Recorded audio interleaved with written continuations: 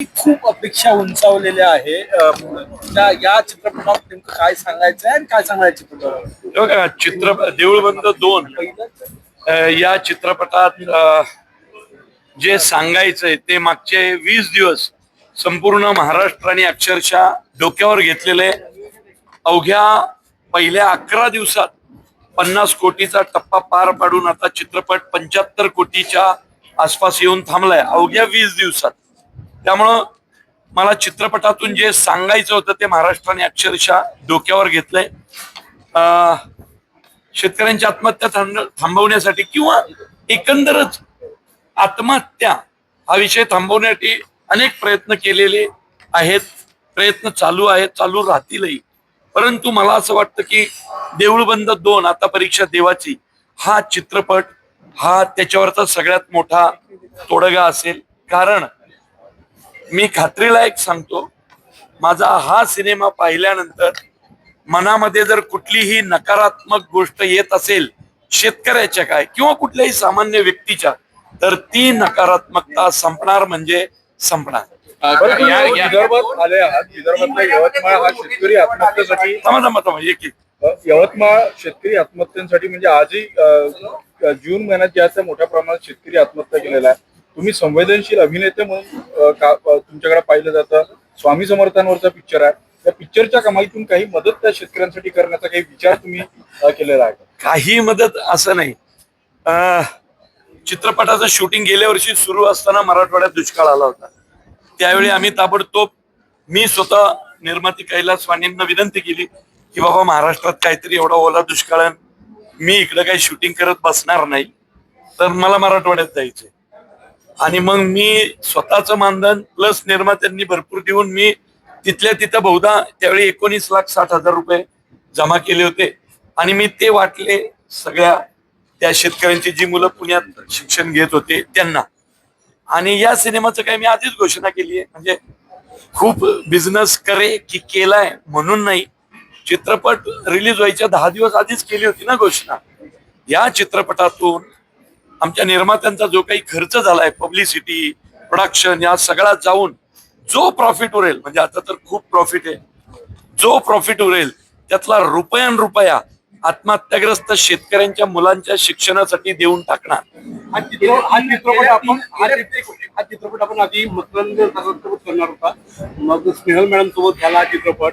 तर हा विषय तर फार गंभीर आहे, वास्तववादी विषय आहे. तर भविष्यात मकरंद साहेब ऑलरेडी या विषयावर काम करतच आहे. तर त्यांना घेऊन या विषयावर आणखी एक चित्रपट बघायला मिळतील का काही? मकरंद सरांबरोबर जेव्हा चाललं होतं ती गोष्ट आहे 9-10 वर्षांपूर्वीची. ओके, 10 वर्षात वय बदलतात, सगळे संदर्भ बदलतात. आणि मागच्या 10 वर्षात मराठी चित्रपट सृष्टीत स्त्री प्रधान चित्रपटाला अचानक एक मोठं व्यासपीठ मिळालं. तुम्ही नीट बघा. आणि बऱ्यापैकी बायकांनी अनेक गोष्टी हातात घेऊन संसाराचा गाडा पुढे ढकलतायत. शेतकऱ्यांच्या बाबतीत पण शेतकरी आत्महत्या करतो, पण एखाद्या शेतकरी बाईने आत्महत्या केलेलं ऐकलंय का कधी? कारण तिला 2 पोरं दिसत असतात, मेलेल्या नवऱ्याची आई म्हणजे तिची सासू दिसत असते, गोट्यातली जनावरं दिसत असतात, परवा गेल्या महिन्यात पेरलेलं बी, उगून आलेलं पीक दिसत असतं. त्यामुळं काय म्हणतात ना, सृष्टी निर्माण करणारी आत्महत्या करू शकत नाही. आणि त्या एका पॉइंट ऑफ व्ह्यूनी मी चित्रपटाची नायिका एका महिलेला केलं आणि ते वर्क झालं. कदाचित सिनेमा जो 100 कोटीच्या दिशेने चाललाय त्याच्यात एका महिलेला चित्रपटाची हिरोईन करणं हा महत्वाची धागा ठरलाय. मोहन जोशींबद्दल काय सांगाल? त्यांनी खूप वर्ष तुम्ही त्यांच्यासाठी वाटही बघितली, त्यांची प्रकृती फार अस्वस्थ होती, काय सांगाल? मोहन जोशींबद्दल मी काय सांगणार, त्यांच्या अभिनयाबद्दल. ते 600 पेक्षा जास्त सिनेमे केले. मोजो मी त्यांना मोजो म्हणतो आणि एकदम लाडाने मोजो म्हणतो, ते पण हो देतात. मोजो म्हणजे मोहन जोशी. गेल्या 3 महिन्यामध्ये 2 मराठी चित्रपटांनी बॉक्स ऑफिसवर चांगली कामगिरी केली आणि सगळ्यात महत्वाचं म्हणजे हिंदी चित्रपटांना सुद्धा काही ठिकाणी हे मिळत नाही. मोहन जोशींचं उत्तर हा, तर मोहन जोशी हे माझे आवडते अभिनेते. 5 वर्षापूर्वी त्यांना पॅरालिसिसचा अटॅक आला होता, तेव्हाच मी हा सिनेमा करणार होतो, परंतु त्यांची परिस्थितीच नव्हती. ते म्हटले मी काय करणार, आता मी अभिनय करणार नाही. म्हटलं हे बघा मोजो, देऊळ बंद हा सिनेमा काही तुमच्याशिवाय होणार नाही. तुम्हाला घेऊनच सिनेमा करणार म्हणजे करणार. मी 5 वर्ष वाट पाहिली. त्यांनीही जिद्दीनं, म्हणजे मोहन जोशी हे त्या सर्व लोकांसाठी उदाहरण आहे जे आजारपणात खचलेले आहेत. माणूस कुठल्याही वयात कुठल्याही आजारावर मात करू शकतो. आणि 5 वर्षापूर्वी पॅरालिसिस झालेले मोहन जोशी 100 कोटीचा सिनेमा देत आहेत आता या मे महिन्यात, जून महिन्यात.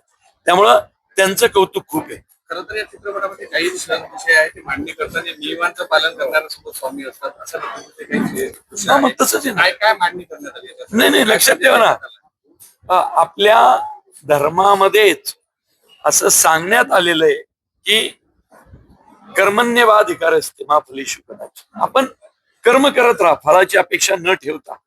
तर चुकीची गोष्ट चुकीच्या फळाच्या अपेक्षाने केली तर परमेश्वर त्याच्या पाठीशी उभाच राहू शकत नाही. आणि हेच सिनेमा डायलॉग आहे स्वामी समर्थांच्या तोंडी की जादूटोणा करणाऱ्यांच्या कंबरड्यात लाथा घालीन.